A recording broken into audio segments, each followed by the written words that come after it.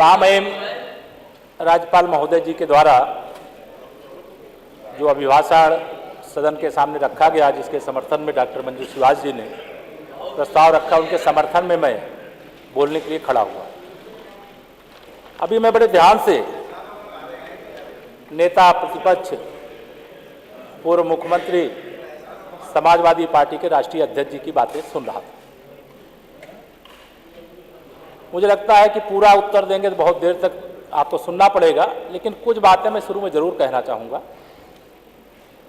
निश्चित तौर से नेता सदन को इस बात का बहुत दर्द होगा। 2012 में जब ये सरकार में आए थे, मैं भी सदन का सदस्य था, मैं भी सामने बैठा था, इधर बैठते थे। लेकिन 2012 के सरकार बनने के बाद जब 2014 का लोकसभा चुनाव होता है, उस समय अपने काम के बल पर दावा किया गया था कि उत्तर प्रदेश के अंदर भारतीय जनता पार्टी का सुपड़ा साफ करेंगे और समाजवादी पार्टी प्रदेश के साथ देश में भी सरकार बनाएगी। अगर इनके कार्य तनिक भी अच्छे हुए होते, जिसका बड़ा गुणगान इतनी देर से मैं घंटे भर से सुन रहा हूँ, आप भी सुन रहे हैं, पूरा सदन सुन रहा है, पूरा प्रदेश सुन रहा है, और उसके गुणगान का उसका जवाब जनता ने दिया। जनता ने क्या जवाब दिया? सुपड़ा साफ हो गया समाजवादी पार्टी का। मैंने सुपड़ा साफ हो गया समाजवादी पार्टी का। उसके बाद बड़े दावे किए जा रहे। 14 में हारने के बाद 2017 का विधानसभा चुनाव आया, तो 5 वर्ष की उपलब्धियां जिसको आप गिनाते हुए थकते नहीं।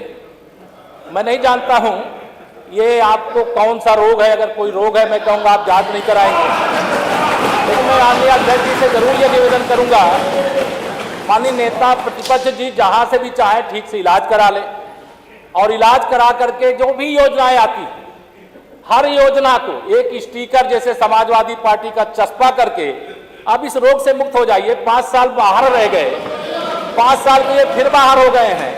आने वाले 25 साल तक कभी आपका नंबर लगने वाला नहीं है। आप कोई अच्छा सुझाव, दावे करना, बातें करना, मैं समझ सकता हूं कि आप, मैं पूछ रहा था किसी अपने बहुत मेरे अच्छे साथी हैं, बहुत सारे ज्योतिष का ज्ञान रखते हैं, मैंने पूछा क्या है भाई आप बताइए, अखिलेश जी 400 सीटों का दावा कर रहे हैं। तो उन्होंने कहा देखिए अभी तक मेरे हिसाब से होगा आपका कि वहां नहीं बैठ पाओ कभी भी। मेरे हिसाब से मैं आप माननीय नेता प्रतिपक्ष जी को मैं बताना चाहता हूं, सदन नेता प्रतिपक्ष जी को बताना चाहता हूं, आप चिंता मत करिए। आपकी बहुत कोशिश के बावजूद हमारे मुख्यमंत्री योगी जी वहां बैठे हैं, केशव प्रसाद यहां बैठा, और यह सदन पूरा भाजपामय है। और इसके बाद मैं एक अपने बताया ज्योतिषी मित्र से मैंने पूछा कि भाई बताइए, समाजवादी पार्टी के मुखिया जो है लगातार 400 सीटें जीतेंगे, ऐसा दावा कर रहे हैं, क्या वास्तविकता क्या है? हम लोग तो जमीन पे देख रहे थे कि समाजवादी पार्टी कहीं अता पता नहीं है, लेकिन जो पता चला वो भी मैं जानता हूं। शायद मैं सदन में मैं बोलूंगा, मैं सदन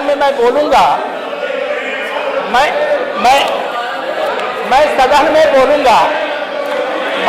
अरे इतना मत देखिए, शांत सुनिए। अभी हम लोग नेता प्रतिपक्ष को बड़ा ध्यान से सुना, नेता प्रतिपक्ष को आप सब लोग शांत हैं, थोड़ा आप भी सुन लेंगे तो अच्छा रहेगा। चुनाव शांत रहिए। 400 सीटों का दावा कर रहे थे, अब 400 सीटों का दावा करते करते 111 में सिमट गए। अब अभी आरोप लगा रहे थे कि भारतीय जनता पार्टी यानी सरकार केवल जातियों और धर्मों में नहीं बल्कि विपक्ष में भी भेद डालती है। अब ये मत कहना कि अगर आपके यहाँ कोई फूट पड़ जाए, कोई अलग हो जाए, तो हमारे ऊपर आप आरोप लगाए कि हमने ऐसा कर दिया है। हमको ये करने की आवश्यकता नहीं है। आप अपना परिवार, अपनी पार्टी को आप अपने वहां के अभी आप संभालिए, मैं कह रहा हूं ना संभालिए। बहुत सारे लोग मेरे संपर्क में आ चुके हैं, उधर कुछ खाली ना हो जाए इसकी चिंता करिएगा। इसलिए मैं आपके सामने माननीय अध्यक्ष जी आपके माध्यम से यहां कहना चाहता हूं, इस बार का विधानसभा चुनाव बड़ा रोचक था। मैं वास्तव में आश्चर्य करता था कि अगर एक बार का दावा 2014 का जो आपने किया था, मैं सुनता था उसको, मैं इसी सदन में बैठा था, और संयोग से उस समय मुझे उस राजनीति में पहली बार मैं विधानसभा में आया था, और उस समय आया था जब समाजवादी पार्टी की लहर थी। उस सीट से आया था जिसके आपको बड़े गुणगान दिखाई दे रहे हैं। उसकी मैं जानता हूं क्या स्थिति है, लेकिन आप भरोसा रखिए आपको 25 साल तक केशव प्रसाद सत्ता में आने नहीं देगा। आप इसका भरोसा रखिए। आप विपक्ष, आप श्री अखिलेश जी हमारे बड़े अच्छे, आपको मैं पसंद करता हूं, लेकिन अध्यक्ष महोदय, हम आ पाए ना आ पाए, ये हमारे माननीय सदस्य लोक भवन में कब बैठ पाएंगे? कि लोक भवन में तो कमल खिल चुका है और वो कमल खिला रहेगा। और देखिए माननीय अध्यक्ष जी, साइकिल पंचर हो गई है तो अब पंचर को ठीक कराने की जो आपकी साइकिल है उसको शायद उत्तर प्रदेश जनता ठीक करेगी नहीं। इसलिए मैं लोक भवन में कब बैठूंगा? लोक भवन में हम लोग, ये पीडब्ल्यूडी मिनिस्टर रहे, ये भूल गए इनके जिले की मुख्यालय की सड़क किसने बनाई? आपने बनाई? बताइए बताइए। फोर लेन किसने बनाई बताइए माननीय सदस्य? अध्यक्ष जी, मैं आप कृपया करके आपस में डिबेट नहीं करें, आपस में डिबेट नहीं करें। कृपया करके नेता प्रतिपक्ष पूर्व मुख्यमंत्री जी को ये बता दीजिए, ये 5 साल सत्ता में नहीं रहे, आगे 5 साल के लिए फिर विदा हो चुके हैं। 2027 में चुनाव आएगा, मैं तो यह मानता हूं कि फिर कमल खिलेगा। फिर आपका अभी कोई भविष्य इस समय नहीं है, लेकिन सड़क किसने बनाई है, एक्सप्रेस किसने बनाया है, मेट्रो किसने बनाई है? जैसे लगता है आपने सैफई की जमीन बेच करके ये सब बनवा दिया है। तुम अपने पिताजी से पैसा लाते हो या बनाने के लिए? तुमने राशन बांटा है तो पिताजी ने क्या बात है? कोई बात है?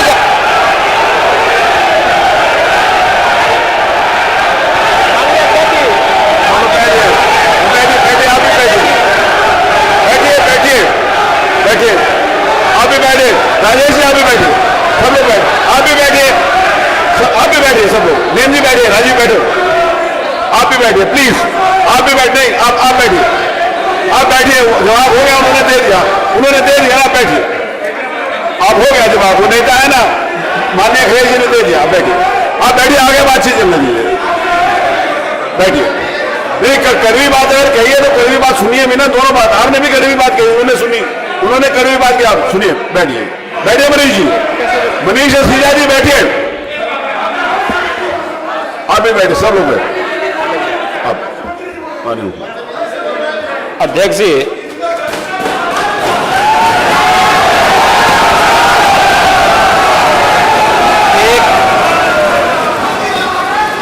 एक घंटे से अधिक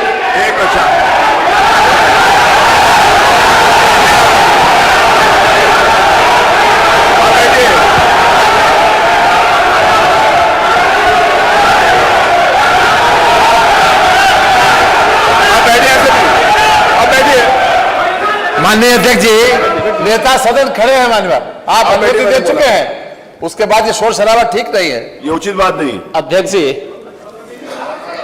1 घंटे से अधिक पूरा सदन माननीय नेता प्रतिपक्ष को सुनता रहा। बड़ी शालीनता के साथ उन्होंने अपनी बात कही। विपक्ष के नेता का जो दायित्व था, उन्होंने अपने कर्तव्यों का निर्वहन किया। हम लोगों ने सुना। इस सदन में और सरकार के उप मुख्यमंत्री अपनी बात को रख रहे हैं, बीच में रनिंग कमेंट्री का मतलब क्या है? और दूसरा, एक सम्मानित नेता के खिलाफ असभ्य शब्दों का प्रयोग हो, तो शब्द का प्रयोग हो, तो ठीक नहीं है। और मैं बड़ी विनम्रता से कहूंगा नेता प्रतिपक्ष को कि आपको इतना उत्तेजित नहीं होना चाहिए। देखिए, सफाई की बात नहीं कर रहा हूं मैं, सवाल सफाई का नहीं है। देखिए, हम लोग भी जो विकास कार्य करा रहे हैं, या आपकी सरकार के समय जो विकास कार्य हुए होंगे, ये हमारी ड्यूटी थी। सरकार सरकार होती है और हर सरकार को अपनी उपलब्धि को कहने का अधिकार है। माननीय उप मुख्यमंत्री जी ने बिल्कुल सही कहा कि विकास आपने कहा, आप विकास की जब चर्चा हुई तो उन्होंने जो बातें कही बिल्कुल ठीक ढंग से की थी। आपके यहां के दूसरे नेता या जब माननीय उप मुख्यमंत्री का यहां पर भाषण संपन्न होता उसके बाद अपनी बात आप लोग कह सकते थे। लेकिन देखिए, मैं कल भी देख रहा था, कल माननीय वित्त मंत्री जब यहां पे जवाब देने के लिए खड़े हुए, उन पर जिस तरीके की भाषा का प्रयोग उस समय किया गया, आज फिर हम देख रहे हैं। देखिए, लोकतंत्र में हर सदस्य को सदन में अपनी बात रखने का पूरा अधिकार है, और अगर आप कहेंगे तो कैसे इस बात की अपेक्षा रखते हैं कि इस पार से उसका जवाब नहीं मिलेगा।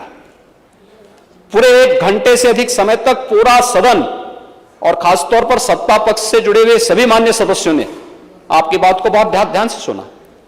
देखिए, सहमत होना ना होना अपना विषय है, नहीं सवाल दूसरा नहीं।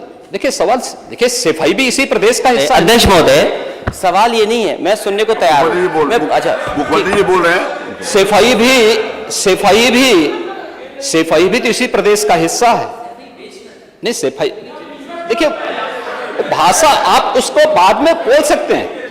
देखिए, हमारी सहमति असहमति हो सकती है, देखिए हमारी असहमति असहमति हो सकती है किसी बात पर, हम बाद में इस बात को करेक्शन करा सकते हैं, लेकिन तो मैंने शब्द का प्रयोग नहीं किया जाना चाहिए और किसी भी असभ्य भाषा का प्रयोग नहीं होना चाहिए।